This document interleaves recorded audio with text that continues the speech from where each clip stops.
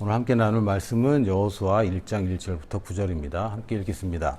여호와의 종 모세가 죽은 후에 여호와께서 모세의 수종자 눈의 아들 여호수아에게 말씀하여 이르시되 내 종 모세가 죽었으니 이제 너는 이 모든 백성과 더불어 일어나 이 요단을 건너 내가 그들 곧 이스라엘 자손에게 주는 그 땅으로 가라.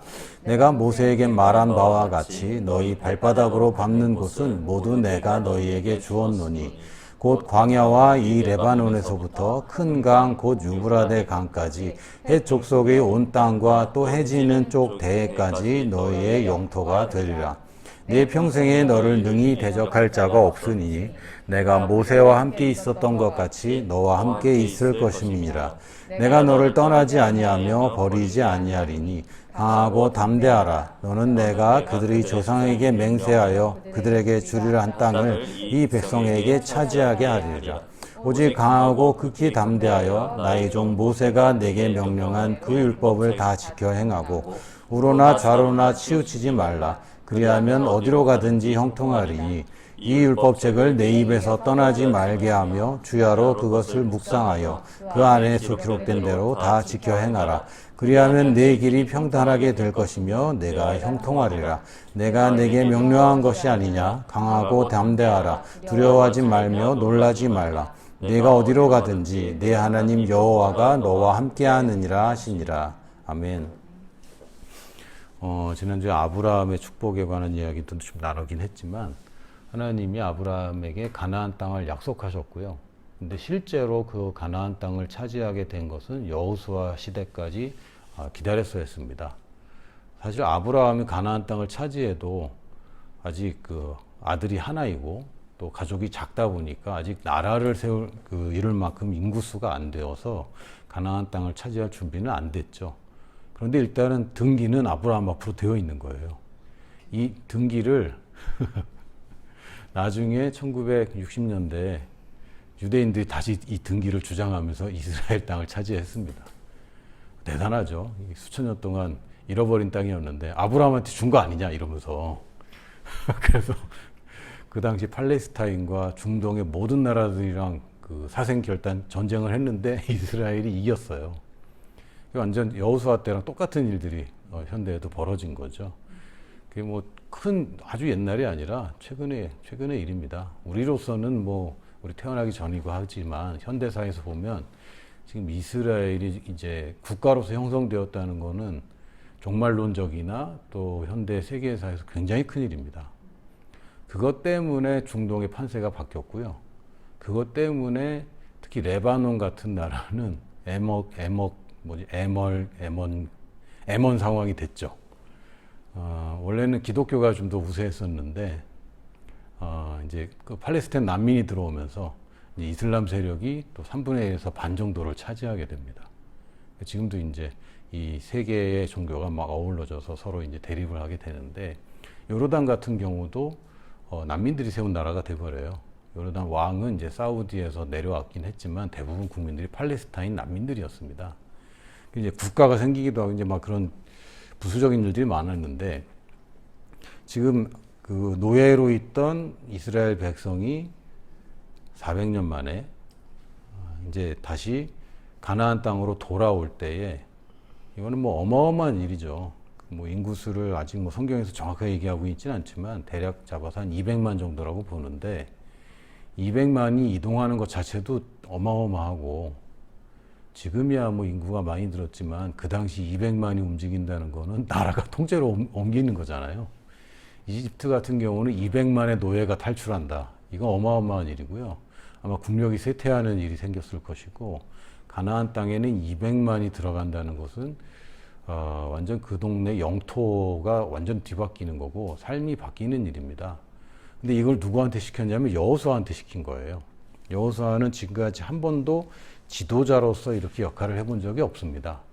지도자 아래에서 지도자의 그 수종을 들던 사람이었는데 어느 날 갑자기 그 지도자가 된 것이죠.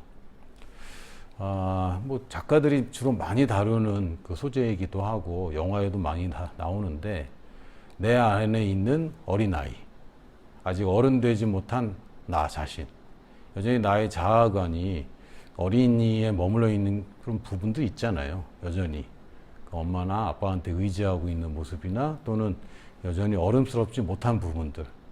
지금 여호수아 같은 경우는 충분히 준비되어 있지만 얼마나 겁나겠습니까?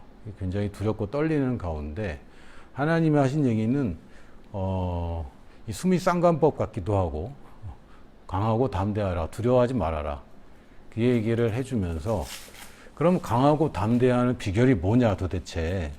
그리고 하나님이 이미 주신 땅입니다. 여기 보면은 내가 이미 너에게 땅을 주었다 라고 표현하고 있고요. 내가 너희 발바닥으로 밟는 곳은 모두 내가 너희에게 주었노니, 과거형으로 잘 번역이 되어 있습니다. 하나님은 이미 주셨는데 아직 내 영토가 안 되어 있는 땅이에요. 우리 인생이 그렇습니다. 여러분이 하나님이 주신 미래를 가지고 있습니까? 이미 받았습니다. 여러분 이 땅에 잉태되고 태어나는 그 순간 여러분에게는 인생이 주어졌습니다. 그렇죠? 물론 이제 중간에 비명 행사하시는 분들도 계시긴 하는데 일반적으로 우리에게는 삶이라는 영토가 이미 땅이 주어진 것입니다. 인생이라는 땅이. 근데 그 영토를 내가 규정하고 발로 밟고 내 것으로 차지하는 것은 여전히 내 것이고요. 지금까지 내 것으로 차지한 것이 있고 사실 오늘 이후의 모든 미래들은 아직 미지의 영역입니다. 아직 내 영토가 아니에요. 시간적으로도 공간적으로도 아직 내 영토가 아닙니다. 거기를 내가 이제 밟아서 차지해야 되는데 그럴 때 하나님 주신 약속은 네가 어디로 가든지 내가 너와 함께 하겠다. 굉장히 그 주도권을 여호수아한테 주십니다. 내가 가는 곳을 네가 꼭 따라다녀라가 아니라 네가 가는 곳에 내가 함께 하겠다. 이 땅을 차지할 때는 이런 식으로 얘기를 하십니다. 예수님도 제자들을 보내실 때 내가 세상 끝날까지 너희와 함께 할 것이다. 보내면서 어떤 미션을 주면서는, 미션은 이미 하나님이 함께 하겠다는 의미이고요. 하나님이 따라오라는 표현을 쓰진 않고 네가 가라, 내가 너를 따라간다, 이런 표현을 하십니다. 우리 인생의 주도권을 우리가 가지고 있고 선택을 우리가 합니다. 하나님이 알려주시고 또 인도해 주시고 격려해 주시고 위로해 주시지만 결국은 내 인생을 내가 결정하는 거고요. 내 책임입니다. 내가 내 인생을 어떻게 경영하고 어떤 결과를 갖는지는 내 책임입니다. 물론 부모 탓하고 싶고 세상 탓하고 싶고 지금 이 시대를 탓하고 싶지만 지금 뭐 금수저 얘기 막 나오다 이제 또 다 MZ세대 뭐 이렇게 나오는데 뭐 MZ세대들 불만이 많을 수도 있습니다. 그런데 예전에 제가 있던 컨미션의 파운더 중에 한 분인 이시영 장로님이라는 분이 계세요. 지금 한 87, 8 뭐 이렇게 되셨을 텐데 이 UN 대사까지 하신 분이거든요. 외교부에서 꽤 굉장히 고위 관리까지 하셨고, 근데 이분이 이제 시니어 선교 한국에서 잠깐 얘기를 하셨는데 지금 굉장히 어렵다. 사실 어려운 시절이다. 근데 다 지나고 보면 별거 아니다. 나는 일제시대도 살았고 6.25도 겪고 뭐 IMF 뭐 독재 정권도 겪고 다 겪었는데 지금은 그때보다 좀 낫다. 그러니까 너무 이렇게 힘들다 어쩌고 그러지 말아라. 지금 우리가 이 시대에 갇혀 있고 미래를 못 보고 믿음의 눈을 안 보면 두렵습니다. 그러니까 자꾸 거인으로만 보이는 거죠. 근데 이미 거인은 하나님이 이스라엘에게 이미 밥으로 주신 것입니다. 우리 인생의 미래가 얼마나 두렵습니까? 사실 저도 암담할 때가 있어요. 이제 큰애를 내후년에 대학을 보내야 되는데 줄줄이거든요. 대학 등록금이 나 때보다 꽤 올랐더라고. 그래서 그걸 이제 낼 생각, 또 아이들 사교육비 뭐 이런 생각하면 주눅듭니다. 왜냐면 제가 뭐 특별히 수입이 갑자기 많이 나올 때는 없고, 지금 있던 수입도 끊어질 판인데, 이런 상황들을 보면, 내가 어쩔 수 없는 거인들로 보여요. 그러나 하나님께서는 네가 그거를 맞닥뜨리지 않았을 뿐이지, 맞닥뜨리면 그 거인은 다윗의 돌 한 방에 죽는 골리앗처럼 그건 우리가 이기고 능가하고 정복할 영역들입니다. 근데 그거를 머리로는 들었고 인정을 하는데 실제로는 잘 안 되고 있는 게 현실인 거예요. 여전히 두렵고 걱정도 됩니다. 그럴 때 이렇게 말씀하세요. 오직 강하고 극히 담대하여 나의 종 모세가 내게 명령한 그 율법을 다 지켜 행하고.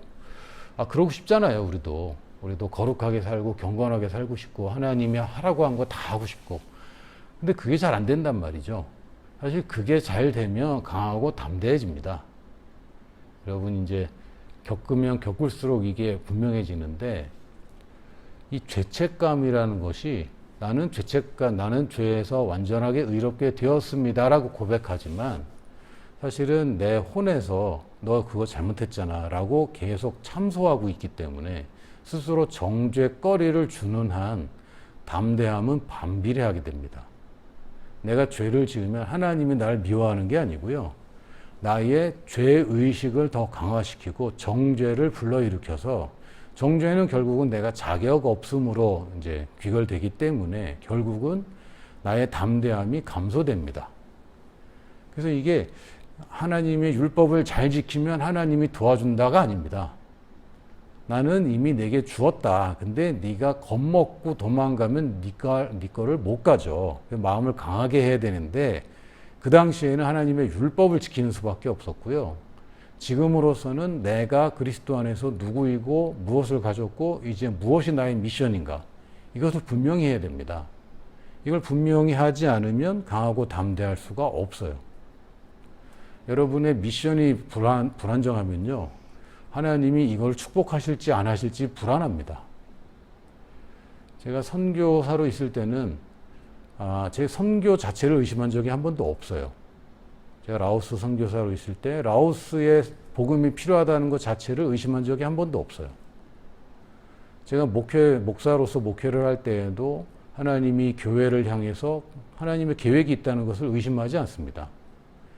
근데 사업 영역에서는요, 끊임없이 의심이 돼요. 이거 맞나? 내가 돈을 사랑하나? 막 이런, 왜냐하면 거기에서 미션이 분명하지 않다면, 아무래도 선교, 그러면 미션은 분명하게 느껴지잖아요. 또 교회는 미션이 분명하죠. 그건 뭐 반론의 여지가 없는데, 내가 이 사업을 하는 것, 이 일을 하는 것, 여기에는 늘 그 확신이 더 필요합니다. 그러려면 뭘 하러 그러셨냐면, 다 지켜 행하라. 행하고 싶은데 그러려면 이 율법책을 내 입에서 떠나지 말게 하며 주야로 그것을 묵상해라. 그러면 그 안에 기록된 대로 지키게 되는 거야. 사실 여호수아 시절에는 이걸 행할 능력이 사실은 없었어요. 그런데 우리는 이미 그 능력을 가지고 있고 우리는 새로운 피조물이 되었습니다. 단지 우리도 여호수아에게 주신 하나님의 지침처럼 내 입에서 떠나지 않게 하는 것, 다시 얘기하면 그것을 주야로 묵상하는 것, 그것이 사실은 비결입니다. 그러면서 또 내가 내게 명령한 것이 아니냐, 강하고 담대하고 두려워하지 말아라. 내가 어디로 가든지 내 하나님 여호와가 너와 함께 있다라고 이제 결론을 내리시는데, 이것을 묵상하면 그것을 지켜 행하게 되어 있고요. 왜요? 내 가치관이 변할 때까지 묵상하면요, 그 가치관대로 사는 겁니다. 여러분이 게으르다, 게으른 습관이다, 뭐 그럴 수도 있는데, 게으른 것은 단지 그 시간에 대한 가치관이 잘못되어 있는 것입니다. 시간이 얼마나 소중한지 모르기 때문이에요.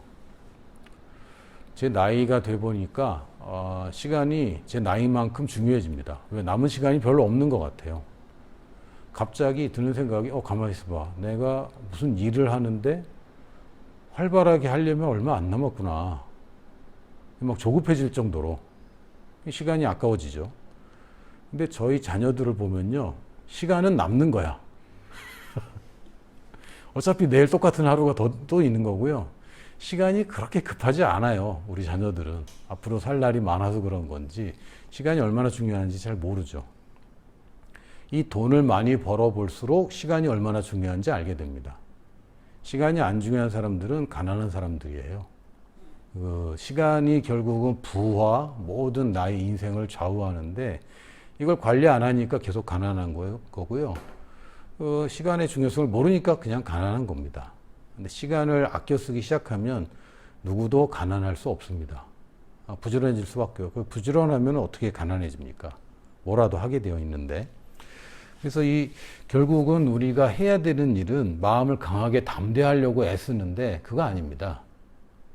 행위를 바꾸려고 하여튼 뭐 많은 일들 하는데 그거 어느 순간 되면 그것도 안 하게 돼요.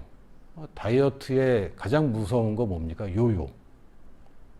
뭐 언론이나 또는 언론까지는 아니더라도 방송에서 보면 그 살 많이 뺀 사람들 보거든요. 몇 개월 안 가더라고. 다 요에 와서 이전보다 더 힘이 되었더라. 대부분 그렇습니다. 왜요? 가치관이 아직 안 변한 거예요. 그때까지 해야 되는데 결국은 우리가 접근 방식이 잘못됐습니다. 뭘로 합니까? 말로 하는 겁니다. 생각을 바꾸려고 애를 쓰고 물론 믿음은 들음에서 나지만 그것을 정확하게 내 영에 새겨 넣는 것은 말로 하는 겁니다. 그냥 끄적끄적 쓰는 것은 누구나 할 수 있습니다. 그러나 새기는 것은 말로 해야 됩니다. 그래서 오늘 제목이 말로 하자 말로 이렇게 했는데 우리가 성공을 원하잖아요. 그게 경제적인 것이든 뭐 결혼 생활이든 또 교우 관계이든 학업이든 우리가 성공을 원하는데 성공을 보고 달려가면은 굉장히 어렵습니다. 근데 단지 우리가 성장하면 무조건 성공하게 되어 있다라는 것을 우리가 알아야 됩니다. 여러분 그 걸음마 배울 때 생각 안 나죠? 그때 무수한 실패를 했습니다. 근데 저는 아직도 기억나는 게 2007년 수능 때 이제 수능 때 그 교회에서 이제 수능 시작부터 끝까지 이제 부모님들 오시고 이렇게 해서 같이 기도하고 그러거든요. 그때 저도 가서 잠깐 기도하고 저는 거기서 교회에서 일을 했으니까 점심 먹을 때 같이 점심 먹고 그랬는데 그때 제 큰아들을 데리고 있었는데 큰아들이 그날 처음으로 걸었어요. 그러니까 그날을 기억이 납니다. 그 특별한 날이었기 때문에. 근데 그 전날까지는 못 걸었어요. 그러니까 그 전날까지는 실패합니다. 왜? 성장의 한 단계가 부족하기 때문에 하루치의 성장이 안 되기 때문에 못 걷는 것이지 노력이 부족해서 아닙니다. 성장하면 무조건 걷게 되어 있습니다. 그리고 성장해야 되는데 성장이라는 것은 없는 능력을 갖는 개념이 아닙니다. 성공은 없는 것을 자꾸 취하려고 그래요. 그러니까 없는 돈을 내가 가져가려고 하고 없는 자리를 내 것으로 내 것이 아닌 자리를 차지하는 것을 성공이라고 생각하고 세상에서는 그걸 위해서 경쟁을 합니다. 근데 성장은요, 이미 주어진 능력이 발현되는 것이 성장입니다. 내가 지금 앞에 있는 과제를 해결해야 되는 것은 내가 성장하면 자연스럽게 해결되는 것이고 그것이 어렵지 않게 됩니다.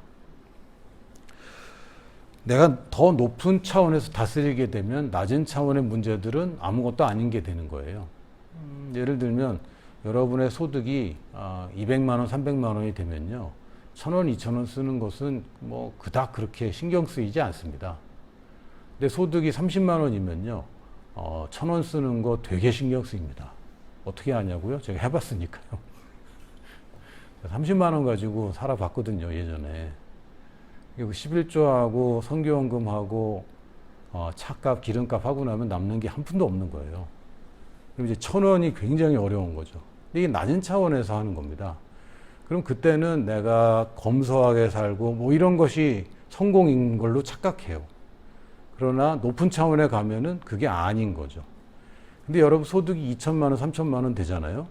그러면 1,000원, 2,000원 아끼는 게 중요한 건 아닌데 이제는 어떻게 하면 더 돈을 잘 쓸까? 돈을 모을까가 아니라 돈을 잘 지키고 불릴까? 이 차원이 달라집니다. 그래서 누가 이런 얘기를 해주는데 워렌 버핏이 투자하는 대로 하다가 큰일 난다. 이 사람은 돈을 지키려고 하는 사람이 돈을 벌려는 사람이 아니다. 근데 너는 돈을 벌어야 되는 사람이잖아. 그럼 저렇게 투자하면 안 돼. 라고 얘기하는데 저는 굉장히 동감합니다. 우리가 낮은 차원에서 지금 해결하려고 애쓰기 때문에 이게 어려운 건데요. 높은 차원이 되면요. 이게 어렵지 않게 됩니다. 그래서 제가 이제 부모로서 저한테 굉장히 큰 과제인데 아빠로서 잘하고 있는가? 어떻게 하면 잘할까? 그리고 특히 큰아들에 대해서는 확신이 너무 없는 거예요. 얘를 잡아야 되나? 풀어줘야 되나?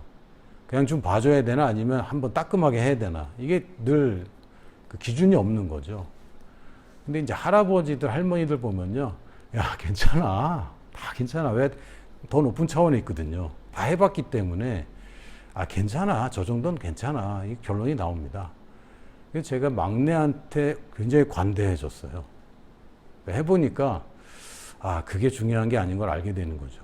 그 낮은 차원에서는 그게 중요해갖고 아둥바둥하고 그거 가지고 씨름을 했는데 조금 올라와 보니까 그게 중요한 게 아니고 더 중요한 게 있는데 그걸 놓치면 안 되거든요. 그러니까 이제 분명하게 알게 되고요. 다스리는 능력을 갖게 됩니다. 그래서 내가 성장하면 된다. 여러분이 갖고 있는 모든 문제에서 내가 성장하면 된다. 이런 경제적인 부분도 내가 성장하면 거기에 걸맞는 돈은 따라오게 되어 있습니다.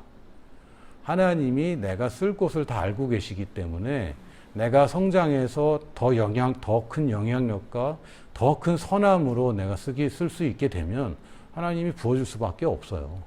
근데 내가 성장하지 못해서 돈을 여전히 사랑하고 있다면 하나님이 나한테 돈 주면 그거는 독이 되는 것이죠. 그래서 성장하는 만큼 말씀대로 되는 것을 우리가 봅니다. 그래서 가끔 왜 저 사람은 말씀대로 된다고 그러는데 왜 나는 안 될까? 내가 성장을 못해서 그래요. 말씀이 되고 안 되고는 내가 담는 그릇의 크기에 비례합니다. 내가 못 담고 있기 때문에 이 말씀이 효력이 없는 것이지 하나님은 이미 가나안 땅을 이미 이스라엘에게 주셨다니까요. 근데 이 여호수아의 전 세대는 어떻게 했습니까? 못 가졌죠.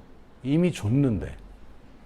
참 40년 후에 정탐을 갔더니 이 기생 라합이 이런 얘기를 합니다. 우리는 네가 홍해 건널 때부터 우리는 두려워서 지금까지 떨고 있다. 40년 동안. 그러니까 이미 그들은 40년 전부터 이스라엘을 두려워하고 있는데 이 성장하지 못한 이스라엘 백성들은 가나안 땅에 정탐 갔다가 거인들 보고 겁을 먹고 우린 여기서 죽겠다라고 결정을 해버렸고 실제로 그렇게 됐습니다. 그러니까 하나님의 말씀은 약속은 누구에게나 효력이 있습니다. 단지 내가 성장하지 못하면 그 효력이 아직 발휘되지 못할 뿐이에요. 그럼 어떻게 하면 성장하는가? 이거 케네스 에겐 목사님이 책에 쓰신 내용입니다. 첫 번째는 방언. 이게 성장의 치트키입니다. 방언에 대해서도 몇 주에 관해서 몇 주 동안 설교를 하긴 했지만 방언은 약간 영양제 같은 느낌? 그럼 밥 잘 먹고 하면 되죠. 근데 영양제 먹으면 또 좀 다르거든요.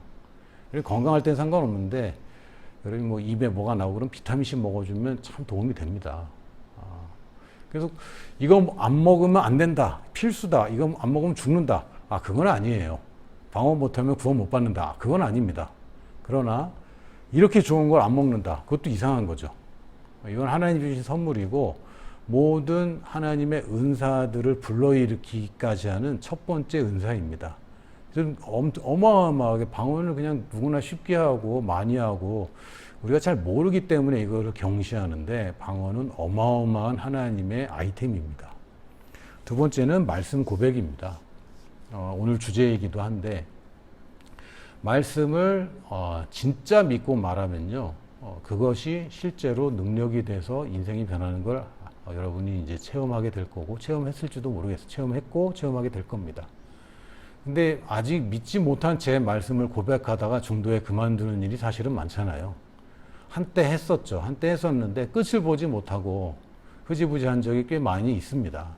그래서 우리가 못 본 것 뿐이지 말씀 고백은 꾸준히 그냥 끝까지 하기만 하면 결국은 역사하기 시작합니다. 또 세 번째는 하나님의 말씀을 가장 중요한 것으로 놓는 우선순위. 이게 태도이기도 합니다. 세상의 모든 지식이나 세상의 가치관이 아니라 하나님의 말씀으로 가치관이 정립되는 것, 마음을 새롭게 함으로 변화를 받는 것, 그것이 성장의 비결입니다. 그 말씀을 대하는 태도가 성장하는 사람들은 달라요. 성장하는 사람들은 말씀을 굉장히 중요하게 여기고 다른 어떤 것보다 가치를 둡니다. 그래서 말씀 듣는 시간을 굉장히 중요하게 여기고요. 들은 말씀을 허투루 그냥 내버려 두지 않습니다. 그래서 이 우선순위가 굉장히 중요하더라고요. 같이 설교를 듣고 같이 예배를 드렸는데 나중에 나누는 걸 보면 그렇게 달라. 그만큼 이제 성장한 만큼 가져가는 건데 우리가 이 태도를 바르게 하면 우리의 성장이 이루어집니다. 네 번째는 성령 인도 받는 것입니다. 성령 인도를 어떻게 받냐면 즉각적으로 순종함으로. 조금 제가 힌트를 드리면 틀려도 됩니다. 틀려도 돼요. 성령 인도를 옳게 받는 것이 성장의 비결이 아니라 성령 인도를 틀릴지라도 망설이지 않고 성령 인도라고 믿고 그냥 지르는 것. 이게 여러분 성장을 돕습니다. 근데 이제 저 같은 성향의 사람들이 요새 뭐 MBTI를 하도 해갖고 MBTI 누가 그러더라. 자기 MBTI는 LOVE래. 멋지다. 성령 인도를 받고 이것이 맞는지 아닌지 확인하느라고 추가로 성령 인도를 받아야 되는. 그러면 이제 꼬리에 꼬리를 물고 뱅뱅 돌죠. 성령 인도를 받았는데 이게 성령으로 온 것인지 성령님의 음성을 또 들어야 되는. 이거는 끝이 안 나요. 그럴 때는 성령님의 인도라고 믿으면 그냥 가는 겁니다. 그래서 실패할 수도 있어요. 제가 한 번은 그때 교회에서 집회 때 이 성령 인도를 에 관한 얘기를 듣고 그때 안녕하세요 성령님이라는 책이 굉장히 그 폭발적인 인기를 얻었던 때가 있었고요. 그때 오셨던 강사님이 자기는 슈퍼 가서 뭘 살 때도 다 물어보고 산다는 거죠. 그래서 이제 교회에서 집에 걸어가는데 좀 멀긴 했는데 이제부터 성령 인도를 받아서 걸어가겠다. 모든 교차로마다 제가 성령 인도를 받았거든요. 집에서 점점 멀어지더라고요.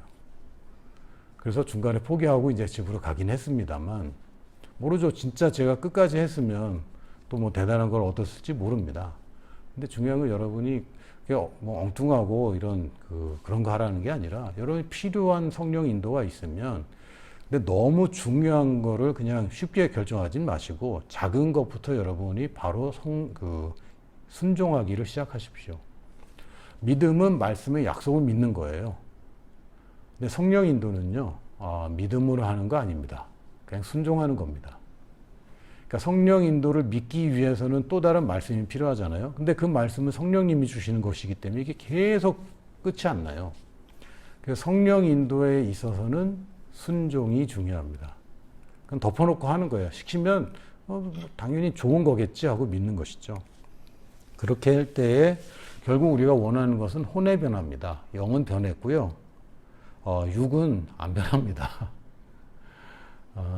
제가 요새 자전거 타는 거 한 3일 쉬었거든요. 하루 쉬었는데 다음날 쉬는 게 더 쉽더라고요. 3일째 쉬는 거는 너무 자연스러웠어. 이제 오늘 다시 시작을 해야 되는데 압니다. 다시 또 근육통이 생기겠구나. 근데 육신은 길들여지지 않아요. 내가 계속 채찍질을 하면 그 방향으로 갈 겁니다. 근데 채찍질을 딱 멈추면 바로 되돌아갑니다. 이 육신이에요. 그래서 육신을 다루려고 하는 것은 사실은 좋은 방법이 아닙니다. 혼을 다뤄야 되고요. 영을 다루려고 자꾸 그래요. 근데 영은 여러분이 변하면 큰일 납니다. 성령님이 내 영이 기껏 되셨는데 성령님을 가르치거나 온전한 영을 자꾸 변형시키려고 하면 그것도 곤란한 거죠. 그래서 결국엔 영을 기준으로 영으로 혼을 다스리는 것이 우리의 영적 성장이라고 부르는데 영이 성장하는 건 아니고 결국은 혼에서 성장하는 것입니다. 혼을 다루는데 혼이 변하면 행동은 따라옵니다. 어느 정도냐면요. 지금 현대 정신의학에서는 혼하고 몸을 구별을 못한다라고 얘기합니다. 지금 내 감정? 그 호르몬이야 사실은. 그 전기 신호와 전달 물질 그겁니다 결국에. 예전에는 어떤 정신적인 문제들을 상담으로 많이 이제 다루려고 했는데 요새는 약물로 다루는 추세입니다. 왜냐하면 상담은 그 후에 마음의 상처는 그 후에 하는 거고 정신적인 문제를 그냥 약물로 치료를 하고 끝내버려요. 거기에 이제 사람들은 실망하죠. 의사들이 시간을 안 내고 쉽게 한다.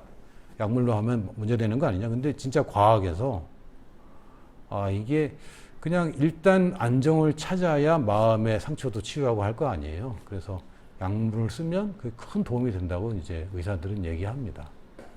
사실 우리의 감정들이요, 여러분들이 나중에 이제 겪어보면 이 몸의 상태와 굉장히 밀접합니다. 피곤하면 짜증납니다. 그리고 배고프면 짜증나요. 누가 그러더라고요. 다이어트가 좋은데 불행하다. 불행하고 짜증이 그렇게 나서 대인관계가 다 깨진다고. 그 행복한 돼지가 더 나은 것 같다. 뭐 이런 얘기도 하는데, 그런 거예요.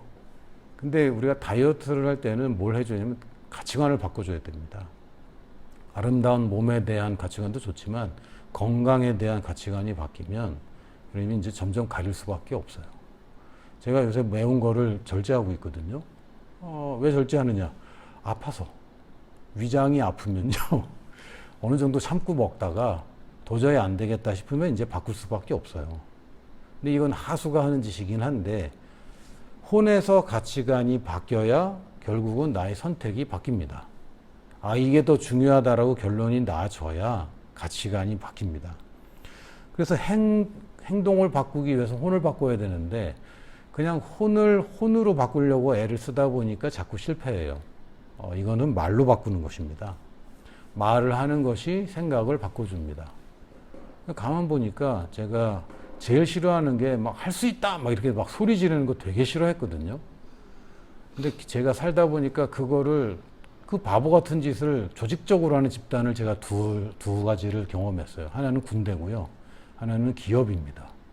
제가 이제 부평에 있는 자동차 공장에서 실습을 했는데 회색의 작업복을 입고 2,000명 가까이 다 줄을 져서 서갖고 우리는 안전하게 할 수 있다. 뭐 생산 품질을 올릴 수 있고 뭐 생산 효율을 늘릴 수 있다. 그런다고 늘어날까? 그런 의심이 드는데 그걸 매일 하는 거예요. 군대에서도 쓸데없는 구호를 계속 외치게 합니다. 된다고. 우리는 이긴다고. 근데 제가 아는 조직 중에 이기기 위해서 또는 성과를 달성하기 위해서 사람들 생명도 가리지 않는 조직이 둘이 있는데 그게 기업과 군인이에요. 군대입니다. 근데 이 조직에서 그냥 하는 게 아니죠. 결과가 얘기를 해주고 있어요. 말을 하면 여러분의 생각이 바뀌고 생각이 바뀌면 결과가 바뀝니다. 그래서 이거를 뭐 대부분 혼을 지정의라고 표현을 해요. 지는 지식이나 지혜 이렇게 아는 것, 생각을 얘기하고 정은 감정을 얘기하고 의는 뜻, 의지를 얘기하는데 이것을 이기는 것은 말입니다. 말은 여러분의 모든 감정과 생각과 의지를 이길 수 있어요. 제가 청년부에서 가끔 하던 장난인데 여기 뭐 사람이 너무 적으니까 지난번에 우리 큰아들이 청소년부 예배 때 황재성 형제가 설교를 했대요. 근데 재성 형제가 제가 했던 설교를 인용하면서 이 얘기를 했다는 거죠. 제가 청년을 그때 아마 누굴 불렀지? 착한 애를 불렀을 텐데 애를 불러서 때립니다. 등판을 세게 때리고 아프다고 안 아프다고 말을 해라. 제가 시켜요. 그럼 얘는 뭐라고 할까요? 때리고 아프냐 물어보면 얘는 뭐라고 할까요? 안 아프다고 합니다. 그러니까 느낌은 아프잖아요. 근데 그걸 이겨서 다른 얘기를 할 수 있는 능력을 갖고 있어요. 인간만. 근데 이게 왜곡되고 타락했기 때문에 이걸 거짓말하는 데 쓰는 거죠. 근데 실제는요. 인간은 없는 걸 있는 것처럼 부르는 능력이 있습니다. 상상의 능력이 있고요. 여러분 여기 공기가 있는 거 믿어져요? 되지도 않는데. 근데 배웠잖아. 그래서 있다고 보는 겁니다. 그리고 여러분의 계좌에 그 숫자가 찍히면 그 돈이 있다고 믿는 거죠. 우리는 없는데 있는 것으로 부를 수 있는 능력을 가진 유일한 존재입니다. 다른 동물들은 없는 걸 있는 것처럼 못 봐요. 그리고 있는 걸 없는 것처럼도 못 봅니다. 오직 인간만 가진 능력이고요. 혼을 다룰 수 있는 능력을 가진 존재는 오직 인간만 가지고 있고 또 특이하게 인간만 가지고 있는 능력이 또 언어입니다. 그게 연관되어 있어요. 그래서 하나님이 창조할 때 없는 것을 있는 것처럼 말을 쓰임을 하셨고 그 말이 사실은 모든 것을 지배해 버립니다. 요한복음 6장 63절에도 보면 저는 두 가지가 놀랐어요. 첫 번째는 63절까지 있다고? 굉장히 길구나 6장이. 그리고 또 하나는 내가 이거를 왜 잘 못 봤지? 살리는 것은 영이니 육은 무익하다. 내가 너희에게 이른 말이 영이라고 했습니다. 이걸 그냥 하나님이 주신 말씀만 영인 것이 아니라 예수님이 하신 말이 영이요 생명입니다. 육은 무익하고 살리는 게 영인데 뭐가 영이냐? 말이 영이야. 이게 뭐지? 영 그러면 여러분 무슨 생각 드세요? 내 뱃속에 있는 뭔가? 또는 하트에 있는 뭔가? 또는 여기에 뭐 이렇게 형광등 동그란 거 달려있고 막 이런 약간 이런 느낌 영적이다 그러면 막 홀리 막 하고 막 그런 거 같잖아요. 예수님 말하면 말이 영이야. 말이 영이구나. 말이 영이구나. 내가 영으로 기능한다 그럴 때는 말을 하는 것입니다. 내가 영으로 거듭났다는 것은 내 말이 거듭났다는 거고요. 내가 영으로 산다는 것은 내 말을 올바로 해서 산다는 뜻입니다. 살리는 것은 영이다. 말이 살리는 것이고 말이 생명입니다. 와, 내가 이걸 왜 지금까지 못 봤지? 처음 봤어요. 사실 처음 본 건 아닌데 처음 알았어요. 말이 영이구나. 우리는 말이 영적이다라고 얘기합니다. 근데 예수님 그렇게 얘기 안 했어요. 말이 영이야. 말은 영적인 게 아니라 내가 너에게 이른 말이 영이야. 우리가 말이 얼마나 중요합니까? 영인데. 이게 전부잖아요. 사실 말이 전부입니다. 그래서 우리가 엉뚱한 데 힘쓰는 거 그만하고 말로 하자고요. 말로.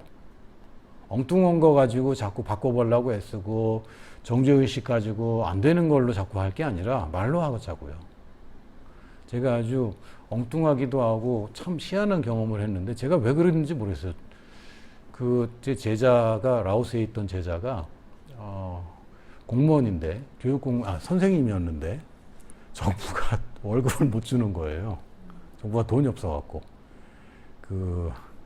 말하자면 지금 정부가 지금 몇 개월째 돈을 못 주고 있었어요. 그래서 그걸 가지고 저한테 전화를 해서 고민하는 거죠. 목사님, 제 월급이 안 들어옵니다. 그래서 제가 얘기했죠. 그 돈은 네 거냐? 그렇죠, 제 거죠. 아직 안 줬지만 네 거 아니냐? 자기 거래. 그러면 이렇게 얘기해라. 내 돈은 내게 와라. 이렇게 말을 해라. 그랬더니 예? 그러더라고요. 제가 그렇게 가르쳤는데 얘가 잘 못 믿는 거죠. 그래서 그렇게 해라. 그리고 나도 그렇게 얘기할 테니까 너도 그렇게 얘기를 해라. 나는 네 돈이 네게 올 것이라고 나는 명령할 테니까 너도 내 돈은 내게 와라로 명령을 해라. 그래서 몇 주 있다가 또 전화가 왔어요. 그래서 뭐 어떻게 됐어? 그랬더니 안 들어왔대. 야, 그럼 안 들어오면 어떻게 해야 돼? 그랬더니 계속 해야 된대. 그래서 그럼 계속 하자. 너도 내 돈은 내게 와라 라고 명령을 해라. 하나님한테 이렇게 뭐 해주세요. 그걸 하지 말고 내 돈은 내게 와라 라고 얘기를 해라. 나도 걔 돈은 걔한테 가라 라고 얘기할 것이다. 그래도 한 2주 있다 또 전화가 왔어요. 그래서 어떻게 됐냐? 그랬더니 밀린 돈이랑 보너스까지 싹 다 들어왔다는 거죠. 갑자기. 정부가 돈이 어디서 생겨서? 이런 일이 우연이겠죠. 아닙니다. 여러분 재정 상황에서도요. 우리는 머리로는 이렇게 해서 늘려야 되고 저렇게 해서 늘려야 되고 막 한계가 월급에 제한되어 있는데 그렇지 않습니다. 그렇지 않고요. 여러분의 말에 달려 있습니다. 왜? 말이 영이기 때문에. 말은 영이다. 예수님이 이른 말이 영이 되어서 나를 살린 것처럼 내 말도 영이라서 내 말이 나를 살리고 주변 사람들을 살립니다. 그래서 엉뚱한 데 힘쓰지 말고 삶을 변화시키는 그런 말을 하고 말을 바꾸면 인생이 바뀝니다. 말을 바꾸면 행동이 바뀌기 때문에 결국은 말이 인생을 바꿉니다. 단지 나는 부지런한 사람이야 또는 나는 쓸모있는 사람이야 이걸 해서 내 생각만 바꿀 게 아니라 내 영역, 다스리는 영역에 있는 모든 것을 여러분이 말로 다스릴 수 있습니다. 돈, 건강, 대인관계 다 여러분이 다스릴 수 있어요. 심지어는 제자, 여러분이 주신다고 약속하셨기 때문에 나보고 하라는 거는 내가 하는 겁니다. 내 말로 생각을 바꿔서 그걸 하는 거예요. 근데 이미 내게 주신 것은 말로 차지하는 겁니다.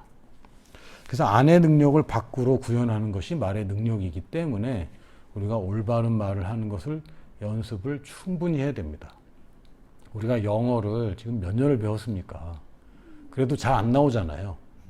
근데 재미있는 게요. 영어권에 가서 며칠 살면은 그나마 좀 나옵니다. 재밌어요. 라오스 말 거의 다 잊어버렸는데 라오스 가서 한 3일 정도 있으면 좀 나와요. 나올 만하면 이제 집에 오는 거지. 근데 자꾸 하면 그 말이 나오게 되어 있습니다. 그게 안 된다면 내가 말을 충분히 하지 않은 거예요. 평상시에 어떤 말을 하고 있는가? 결국은 지금 내 삶이 지금 궤도에 올라서 지금 잘 나가고 있는가? 그게 아니라면 내가 말을 충분히 하지 않은 겁니다. 할렐루야. 너무 감사하게 새로운 피조물 고백 기도짐이 있다는 건 정말 우리에게 축복입니다. 이 시대에 살고 있다는 거는 진짜 너무 편한 시대에 사는 거예요. 이게 없을 때는 참 어려웠거든요. 알아서 다 고백해야 되고 자기들이 찾아서 했어야 되는데 너무 잘 정리가 돼 있어서 이건 제 보물입니다. 그래서 보통 걸 또 보고 뭐 노트도 하고 뭐 이렇게 하는데 여러분도 이번 주부터 이걸 꼭 시작하세요. 저는 한 주 동안 이걸 했는데 너무 좋아요. 그래서 부담스러우면 이거 다 한 건 다 하기는 좀 오래 걸리고 저는 15분 정도로 잘라서 하고 있거든요. 그래서 요거를 우리 이제 보내는 교회에서는 숙제로 하려고 합니다. 하루에 15분. 좋은 건 오전에 하는 게 좋습니다. 밤에 하는 것보다. 그래야 인생을 이 마을을 바꿔서 경영을 하는데 밤에 잘 때 하면 기껏 고백하고 자버리잖아요. 그러면 이제 밤에 자고 일어나면 아침에 일어나면 또 비몽사몽이니까 주로 아침에 일어나자마자가 제일 좋고 조금만 시간을 내서 20분만 서두르면 15분 고백하는 거는 누구나 다 할 수 있습니다. 15분 고백하는 걸로 일단 시작하려고 합니다. 아멘.